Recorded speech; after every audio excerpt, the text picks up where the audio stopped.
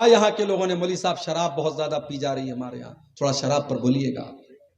اب مسلمان کو بتانا پڑے گا کہ شراب حرام ہے، مسلمان کو بتانا پڑے گا کہ شراب تجھے نہیں پینا چاہیے۔ اگر نتیش کمار نے شراب کے اوپر پابندی نہ لگائی ہوتی، اگر بہار سرکار نے شراب بندی نہ بھی کی ہوتی، آپ کے مذہب میں تو 1400 سال پہلے شراب بندی کر دی گئی ہے۔ آپ جس قرآن کو چوم چوم کے اپنے گھر میں رکھتے ہیں اور تراویح کی نماز میں جھوم جھوم کر کے جس قرآن کو پڑھتے ہیں، وہ قرآن صاف صاف یہ اعلان کر رہا ہے انما الخمر والمیسر والانصاب والازلام رجس من عمل الشیطان۔ او شراب پینے والوں، یہ شراب اور جوا یہ گندے کام ہے، یہ شیطان کے کام ہے۔ شیطان ان کے ذریعے تم کو لڑانا چاہتا ہے، اس شراب کے ذریعے شیطان تم کو آپس میں لڑانا چاہتا ہے، اور شیطان تم کو اللہ کے ذکر سے دور کرنا چاہتا ہے۔ جس قرآن کے اندر شراب بندی کا اعلان کیا گیا ہو، اس مسلمان، اس قرآن کو ماننے والا شراب پیے، میرے بھائیو یہ ہو نہیں سکتا۔ یا تو تیرے ایمان میں کھوٹ ہے، اور یا پھر تجھے رب کے قرآن پر ایمان نہیں ہے۔ قرآن کہہ رہا ہے کہ شراب پینا شیطان کا کام ہے۔ عثمان غنی رضی اللہ تعالیٰ عنہ کہتے ہیں شراب سے بچو، فَإِنَّهَا أُمُّ الْخَبَائِثِ، یہ تمام برائیوں کی جڑ ہے۔ ترمذی کی صحیح روایت ہے، حضرت عثمان غنی کہتے ہیں کہ تمام برائیوں کی جڑ شراب ہے۔ اور اس کے بعد عثمان غنی ایک واقعہ بیان کرتے ہیں کہ پہلے زمانے میں ایک بہت بڑا اللہ کا نیک بندہ تھا، بہت متقی اور پرہیزگار تھا، اور اس زمانے کی ایک بد چلن عورت نے، ایک فاحشہ عورت نے اس متقی انسان کو اپنے جال میں پھنسانے کی ایک سازش رچی، ایک پلان بنایا۔ اس نے اپنی ایک لونڈی کو بھیجا، جاؤ اس سے کہنا کہ تمہاری ضرورت ہے، ایک معاملے میں تم کو گواہی دینا ہے، اور میری مالکن نے تم کو بلایا ہے۔ لونڈی آئی، اے حضرت، اے امام صاحب، اے عالم صاحب، میری مالکن نے آپ کو بلایا ہے، بہت ضروری کام ہے اور آپ کی گواہی کی ضرورت ہے۔ وہ بیچارہ نیک آدمی تھا، اس کو کیا پتا کہ کیا پلان رچا جا رہا ہے۔ وہ تیار ہو گیا چلنے کے لیے۔ لونڈی اس کو مکان کے اندر لے کر کے گئی، دروازہ بند کر دیا، اور اندر لے کے گئی، دوسرا دروازہ بند کر دیا، اور اندر لے کر کے گئی، تیسرا دروازہ بند کر دیا۔ حدیث کے الفاظ ہیں 7 دروازے بند کرنے کے بعد آخر میں وہ لونڈی ایک کمرے میں لے کر کے گئی، 7 دروازے بند ہو گئے۔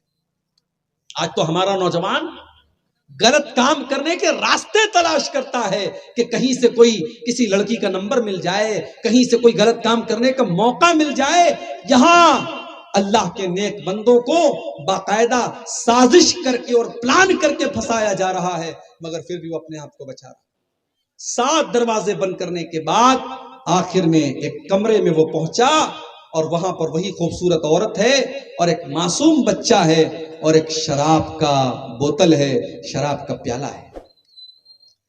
اس عورت نے کہا تمہارے سامنے 3 چوائس ہے، 7 دروازے بند ہیں، اگر تم نے میری بات نہیں مانی تو میں قتل کر دوں گی، تمہیں بدنام کر دوں گی۔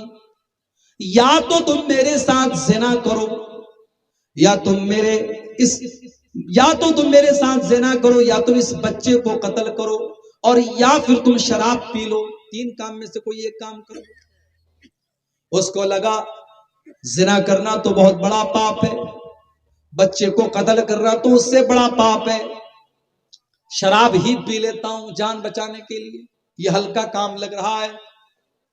اس نے ایک پیالہ شراب پی، نشہ چڑھا، اس نے ایک اور پیالہ لیا، اس کو بھی پی گیا، اور نشہ چڑھا، اس نے ایک اور پیالہ لیا، یہاں تک کہ شراب کی اس نے پوری بوتل خالی کر دی، اور جب مکمل نشے میں آ گیا اس کو کوئی ہوش نہیں رہا کہ وہ کون ہے اور کیا ہے۔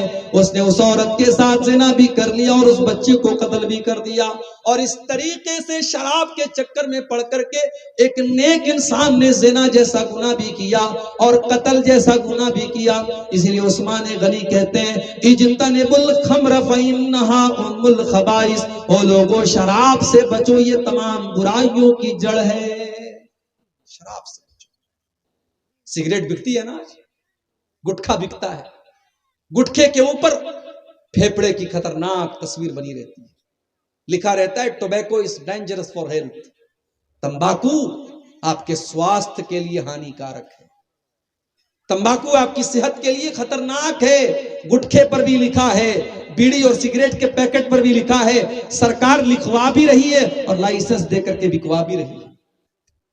सरकार ये भी कह रही है इससे कैंसर होता है और सरकार उसका लाइसेंस भी दे रही है।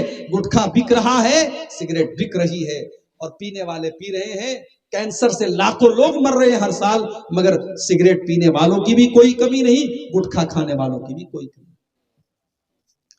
लेकिन 1400 साल पहले जिस माहौल में लोग शराब पीने के आदी थे और लोगों के दस्तरखान पर शराब पी जाती थी, खाने के साथ साथ शराब की बोतल भी रखी जाती थी, जब उस माहौल में कुरान की आयत नाजिल होती है, ऐ ईमान वालो इन्नमल खम्रु वल मैसिरु वल अंसाबु वल अज़लामु रिजसुम मिन अमलिश शैतान। ऐ ईमान वालो, ये शराब पीना, ये जुआ खेलना, ये किस्मत का हाल मालूम करने के लिए पासे के तीर निकालना और ये गैरुल्लाह के नाम पर लोगों के आस्थानों पे जाके सर झुकाना, ये सारे के सारे गंदे काम है, ये शैतान के काम है, तुम इन कामों से बचो।